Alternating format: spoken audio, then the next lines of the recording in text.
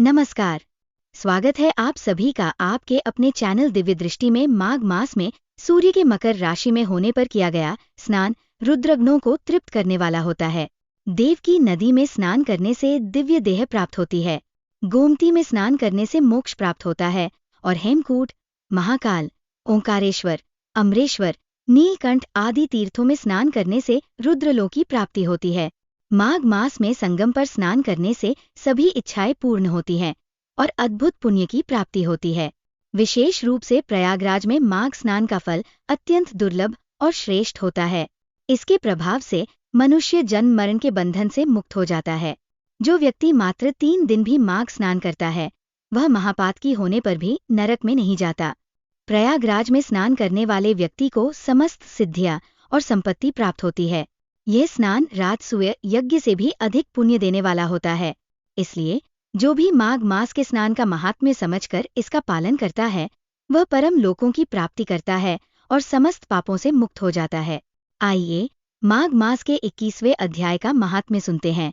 वेद निधि ने ऋषि से प्रार्थना की कि वे कृपा करके इन बालकों को ऐसा धर्म उपदेश दें जिससे उनकी मुक्ति हो सके।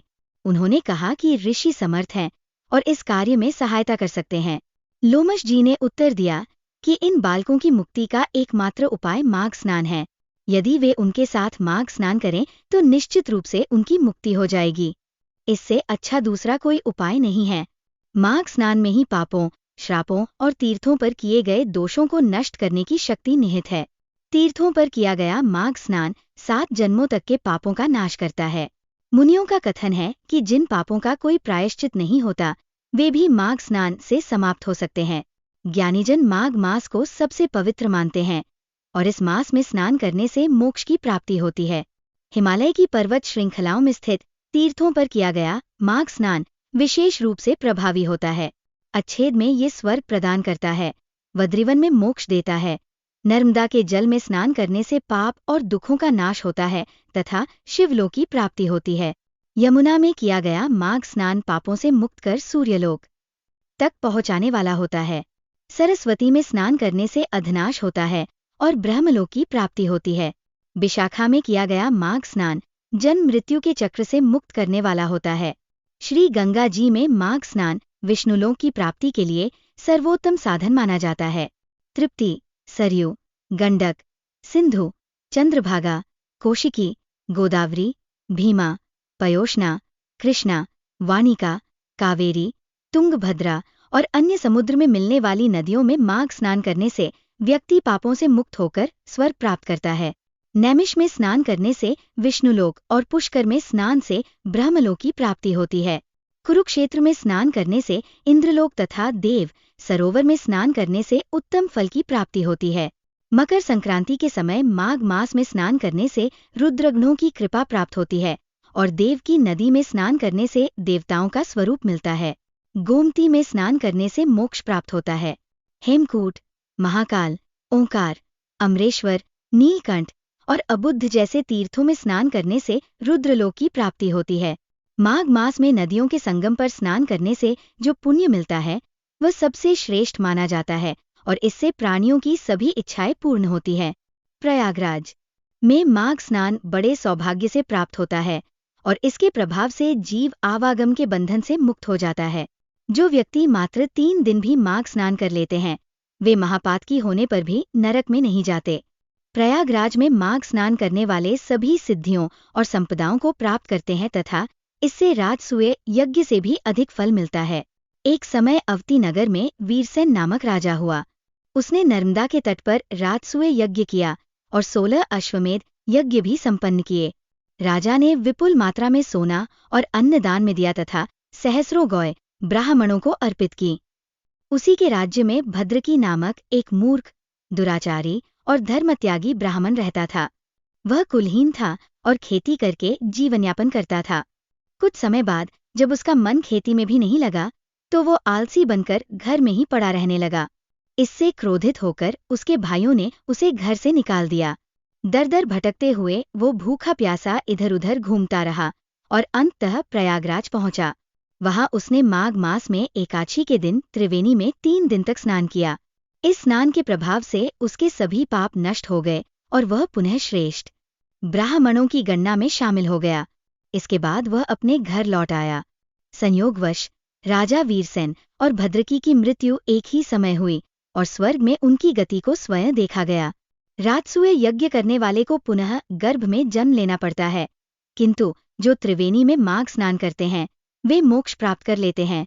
ये पवित्र जल समस्त पापों का नाश करने वाला है। विद्वानों का मत है कि माघ स्नान करने वाले समस्त पापों से मुक्त होकर उत्तम गति को प्राप्त करते हैं। अब एक पुरातन इतिहास सुनाया जाता है, जिसके श्रवण मात्र से पिशाच योनि में पड़ी गंधर्व कन्याएं तथा संतान को महान लाभ प्राप्त होता है। आइए माघ मास की 22वीं कथा का श्रवण करते हैं। लोमश जी ने कहा कि एक समय देवद्युति नामक एक वैष्णव ब्राह्मण था, जिसने एक पिशाच को मुक्ति दिलाई। ये सुनकर वेदनिधि ने जिज्ञासा प्रकट की और पूछा कि देवद्युति कौन था और उसने किस प्रकार से पिशाच को मुक्ति प्रदान की। लोमश जी ने उत्तर दिया कि देवद्युति का आश्रम सरस्वती नदी के तट पर स्थित था। वहाँ विभिन्न प्रकार के पवित्र वृक्ष थे, जिनमें फल फूल से लदे पौधे और लताएं आश्रम को अत्यंत रमणीय बना रहे थे। आश्रम के चारों ओर सुंदर कूच थे, जिनमें मनमोहक पक्षी सदैव मंडराते रहते थे। छोटे छोटे पशु वहाँ विचरण करते थे, जिससे वो स्थान परम शांति और सौंदर्य से भरपूर था। देवद्युति के पिता ने उग्र तपस्या द्वारा भगवान विष्णु को प्रसन्न कर यह पुत्र प्राप्त किया था। देवद्युति स्वयं परम धर्मात्मा और श्रेष्ठ ब्राह्मण था।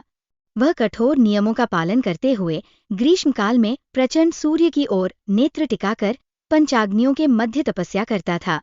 वर्षा ऋतु में वह खुले स्थान पर मूसलाधार वर्षा और कड़कती बिजली के बीच तप करता था।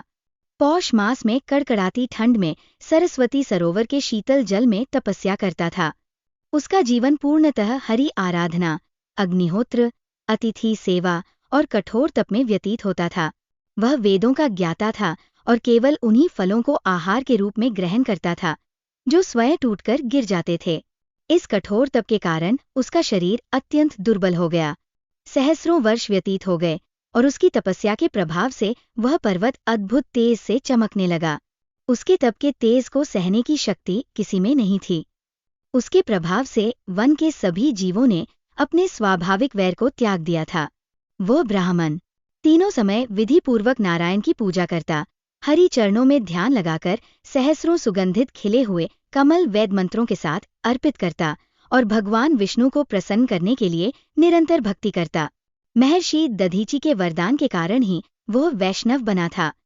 एक बार वैशाख मास की एकादशी को जब वो हरि पूजन करके स्तुति कर रहा था, तब देवाधिदेव भगवान विष्णु स्वयं गरुड़ पर आरूढ़ होकर उसके सामने प्रकट हुए। मेघ के समान श्यामवर्ण विशाल नेत्रों वाले चतुर्भुज भगवान विष्णु, जिनका पूरा शरीर दिव्य आभूषणों से विभूषित था, को अपने सामने खड़ा देखकर देवद्युति की आंखों से अश्रु प्रवाहित होने लगे। उसका हृदय हर्ष से भर गया, शरीर रोमांचित हो उठा और कृतार्थ भाव से वह बार बार प्रभु के चरणों में दंडवत प्रणाम करने लगा। भगवान विष्णु ने प्रसन्न होकर कहा, हे देवद्युति, तुम मेरे परम भक्त हो। हे निष्पाप, मैं तुम्हारी तपस्या से संतुष्ट हूँ और तुम्हें वरदान देने के लिए आया हूँ। जो चाहो वो वर मांग लो। प्रभु के इन वचनों को सुनकर देवद्युति ने भाव विभोर होकर कहा, हे प्रभु, आपके दर्शन से बढ़कर कोई वरदान नहीं हो सकता। योगी, भक्त और ज्ञानी सभी आपके दर्शन की अभिलाषा रखते हैं, क्योंकि आपके दर्शन मात्र से प्राणी के समस्त बंधन कट जाते हैं। जब मुझे आपके दर्शन प्राप्त हो चुके हैं तो अब और क्या वरदान मांगूं? हे स्वामी, यदि आप मुझ पर प्रसन्न हैं और वरदान देना ही चाहते हैं तो मुझे अपनी अचल भक्ति प्रदान करें। भगवान विष्णु मुस्कराए और बोले, एवंस्तु, अर्थात ऐसा ही होगा। तुम्हारी भक्ति में कोई विघ्न नहीं आएगा। जो भी तुम्हारी इस पवित्र कथा को पढ़ेगा उसे मेरी भक्ति प्राप्त होगी, उसके धर्म कार्य और सभी इच्छाएं पूर्ण होंगी। इतना कहकर भगवान विष्णु अंतर्धान हो गए और देवद्युति उसी क्षण से नारायण के ध्यान में लीन हो गए।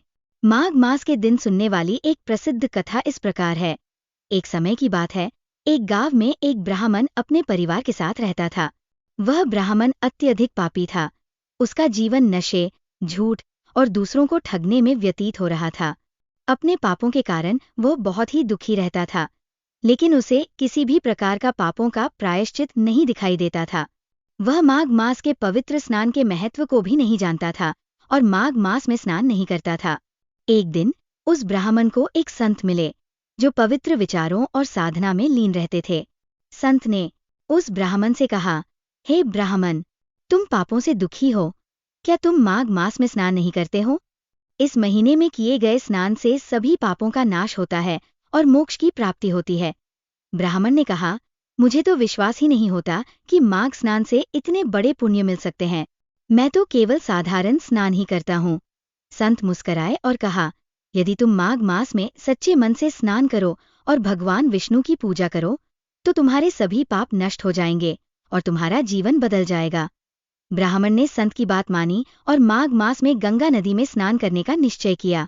उसने पूरी श्रद्धा और विश्वास के साथ गंगा में स्नान किया और भगवान विष्णु का ध्यान किया। स्नान के बाद ब्राह्मण ने महसूस किया कि उसके दिल में एक अद्भुत शांति और पवित्रता का अनुभव हो रहा था। उसके मन और आत्मा पर जो भी पापों का बोझ था वो सब नष्ट हो गया। वह पूरी तरह से बदल चुका था। उसके जीवन में सुख और समृद्धि आ गई। इस घटना के बाद वो ब्राह्मण हर साल माघ मास में गंगा में स्नान करने जाता और भगवान विष्णु की भक्ति में लीन रहता। उसकी भक्ति और पुण्य से वह मोक्ष की प्राप्ति करने में सफल हो गया। यह कथा ये सिखाती है कि माघ मास में किए गए स्नान और भगवान की भक्ति से पापों का नाश होता है और जीवन में सुख, शांति और मोक्ष की प्राप्ति होती है। जो भी इस समय श्रद्धा और विश्वास के साथ स्नान करता है उसे भगवान की कृपा मिलती है और जीवन में नए मार्ग खुलते हैं। यदि ये जानकारी उपयोगी लगी हो तो इसे लाइक और शेयर करें। साथ ही चैनल को सब्सक्राइब करना न भूलें। कमेंट बॉक्स में जय श्री विष्णु लिखकर अपनी राय जरूर दें।